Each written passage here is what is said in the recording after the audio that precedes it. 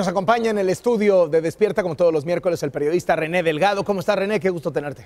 Bien, Carlos, bien, Enrique, buenos días. Bueno, Carlos, a ver si no me meto en camisa de 11 varas.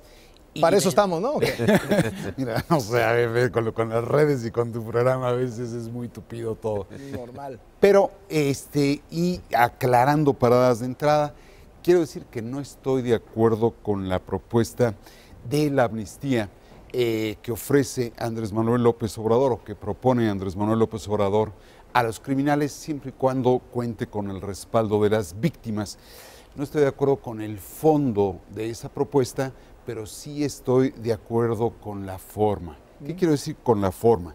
Es decir, me refiero al hecho de que de pronto se dice que las campañas son para debatir los problemas nacionales del país, pero en cuanto alguien hace una propuesta, aceptable o no, se le van encima a todos. Ya vimos que el dirigente del PRI dice que es un disparate, dice Anaya que es una locura, dicen otros que es un planteamiento ingenuo y equivocado.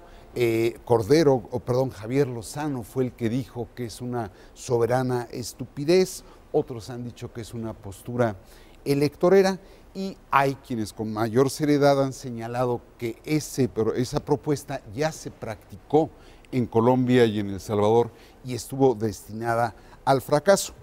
Aquí el punto, quizás los dos pronunciamientos de mayor fondo son posturas pero que no van a profundidad. Una, la de José Antonio Meade, que dice que ellos están con las víctimas y no con los victimarios, y el secretario de Marina, Vidal Francisco Soberón, que señala que entrar a pactar con el crimen sería a pasar a formar parte de él.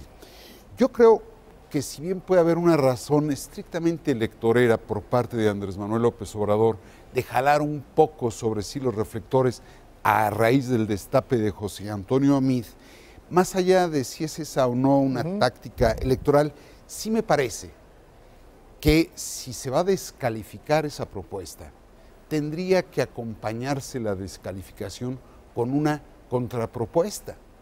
Pero no puede ser que estemos tratando de decir no perdonemos a los criminales y sin decirlo, pero sí toleremos a los criminales.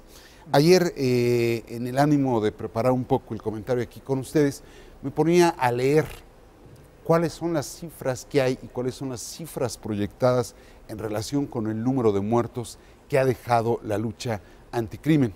De acuerdo con un artículo de Alejandro Ope, proyectado, contabilizado el sexenio de Vicente Fox, Felipe Calderón y concluido en términos de proyección, el del presidente Enrique Peña Nieto, podrían llegar a sumar 310,000 los muertos. Nada más de muertos, no estamos hablando de desaparecidos. Y hemos perdido la capacidad de asombro frente a la muerte y la sangre. Sí. Y en ese sentido, ok, puede ser no viable la propuesta, pero ¿cuál es la otra que proponen?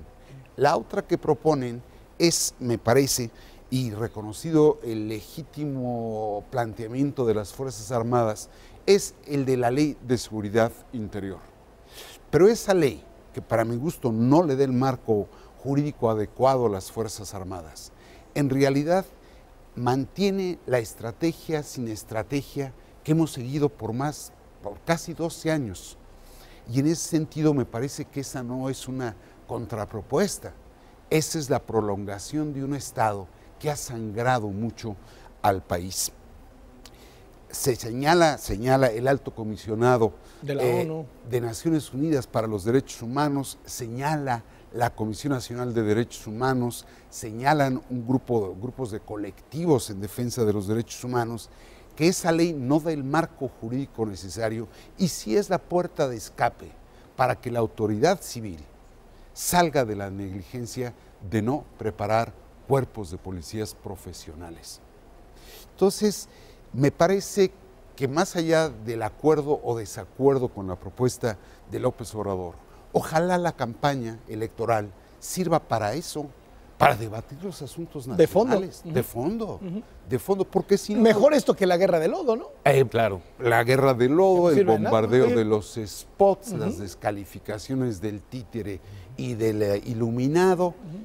Creo que es la oportunidad de volver a vernos frente al espejo y decir qué hacemos. Muchísimas gracias, René Delgado, por venir. A ti.